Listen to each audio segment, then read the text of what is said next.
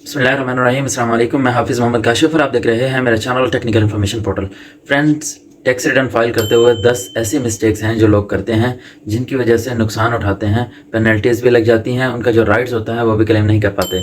सबसे पहली गलती जो है वो ये है कि मैथ एरर्स को नहीं देखते। समटाइम्स जो फॉर्म अपलोड होते हैं उनमें मिस्टेक होती है क्योंकि उन्हें मैनुअली कैलकुलेशन करना नहीं आती, डबल चेक नहीं करते और टैक्स गलत कैलकुलेट कर रहा होता है कंप्यूटर। इस तरह डबल टैक्स पे कर बैठते हैं, ज़्यादा कर बैठते हैं या कम कर बैठते हैं, पेनल्टीज़ भी लग जाती हैं और नुकसान भी उठाना पड़ जाता है।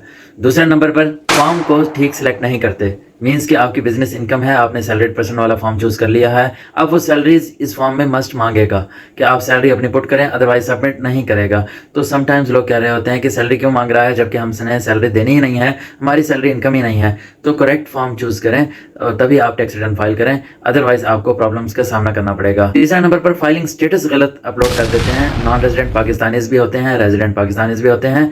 नॉन रेजिडेंट पाकिस्तानीज जब अपनी टैक्स रिटर्न फाइल करें, नॉन रेजिडेंट स्टेटस मेंशन करें, रेजिडेंट अपना रेजिडेंट स्टेटस मेंशन करें। तो ये स्टेटस भी मेंशन करना लाजमी है क्योंकि इसके ऊपर भी बहुत सारे टैक्स की छूट होती है नॉन रेजिडेंट्स को, और रेजिडेंट को बहुत सारे टैक्सेस लागू होते हैं। इस तरह गलत स्टेटस चूज करेंगे तो टैक्स की कैलकुलेशन में फर्क आएगा। चौथे नंबर पर टैक्स क्रेडिट को ओवरलुक कर देते हैं। बहुत सारे ऐसे टैक्स क्रेडिट होते हैं जो आपको मिल सकते हैं, आपके ऊपर लागू होते हैं, आप उनका बेनिफिट ले सकते हैं, लेकिन आपको क्योंकि उसका इल्म नहीं है इस वजह से आप उसको क्लेम नहीं कर सकते। इसीलिए टैक्स क्रेडिट का आपके पास इल्म होना लाजमी है, उसको अवेल करना भी लाजमी है, ये आपके टैक्स रिटर्न का पार्ट है। 6 नंबर पर आप अपनी तमाम इनकम्स को रिपोर्ट नहीं करते। फॉर एग्जांपल एक सैलरीड पर्सन है, उसका पार्ट टाइम भी बिजनेस है, वो उस इनकम को छुपा लेता है, सैलरीड इनकम की सिर्फ इन्फॉर्मेशन दे देता है, बाद में उसका रिकॉर्ड मिल जाता है क्योंकि कोई भी आपकी बैंक स्टेटमेंट में इनकम आती है या किसी सोर्स से होकर आती है, वहाँ पे विदहोल्डिंग टैक्स कट चुका होता है, तो उसकी रिपोर्टिंग FBI के पास जा चुकी होती है। तो उसका भी ख्याल करें, FBI के पास इन तमाम चीज़ों का इल्म होता है, नॉलेज होता है,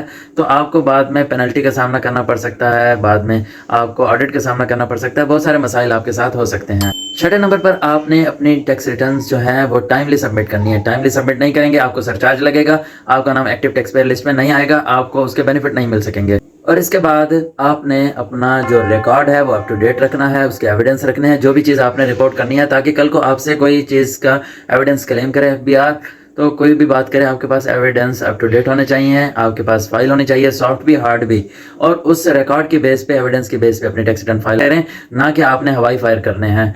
ज़बानी आपने टैक्स रिटर्न फाइल नहीं करनी, अंदाजे नहीं लगा। उसके बाद आपने बैंक स्टेटमेंट को लाजमी फॉलो करना है क्योंकि बैंक स्टेटमेंट ही ऑडिट के वक्त काम आती है। उसमें बहुत सारी चीज़ें ऐसी क्रेडिट हो जाती हैं, हो रही होती हैं, आपके अकाउंट में आ रही होती हैं, आप उनको ओवरलुक कर देते हैं, आप उनको यानी कि रिकनसाइल नहीं करते अपनी टैक्स रिटर्न को बैंक स्टेटमेंट के साथ, तो बाद में FBI को आप जस्टिफाई नहीं कर पाते, तो FBI उसको आपके इनकम ट्रीट कर लेता है और उसके ऊपर भी टैक्स लगा देता है। इसलिए बैंक स्टेटमेंट को रिकनसाइल लाजमी करें और बैंक स्टेटमेंट को टैक्स रिटर्न फाइल करते हुए कंसीडर लाजमी करें, और उसके बैलेंसेस भी आप मेंशन करें। ये सारी रिपोर्ट्स FBI के पास ऑलरेडी मौजूद होती हैं, वो इसके साथ रिकनसाइल करता है, फिर आपको नोटिस भेज देता है कि आपकी रिकनसिलेशन नहीं हो रही। सेकंड लास्ट 9वें नंबर पर यह है कि आप अपना टैक्स रिफंड भी लाजमी क्लेम करें। टैक्स रिफंड कैसे क्लेम करना होता है, आपका एक तो टैक्स रिटर्न में टैक्स रिफंड बन रहा होता है, इसके बाद आपने एक एप्लीकेशन फाइल करनी होती है टैक्स रिफंड की, उसके साथ अपने एविडेंस लगाने होते हैं। तो जितना भी आपने टैक्सेस पे किए तो उसके साथ ही आपने अपनी टैक्स रिटर्न भी लगानी होती है और उसके साथ आप अपना टैक्स रिफंड क्लेम करते हैं, ये भी आपने लाजमी करना है। लास्टली यह है कि आपने टैक्स लॉज से अप टू डेट रहना है। टैक्स लॉज का अगर आपको पता नहीं होगा तो आप अपनी टैक्स रिटर्न में गलती कर बैठेंगे। अगर आपको पता नहीं है, अपडेट नहीं है, तो किसी कंसल्टेंट का आप मशवरा ले सकते हैं, उसको आप इंगेज कर सकते हैं, उसकी कंसल्टेंसी ले सकते हैं।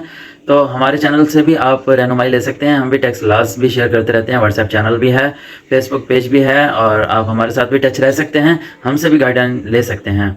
उम्मीद करता हूँ आपको मेरी वीडियो पसंद आई होगी। अगर पसंद आई हो तो मेरे चैनल टेक्निकल इन्फॉर्मेशन पोर्टल को सब्सक्राइब जरूर कीजिएगा। इसके साथ ही हाफिज़ मोहम्मद काशिफ को इजाज़त दीजिएगा। नेक्स्ट वीडियो तक के लिए अल्लाह हाफिज़।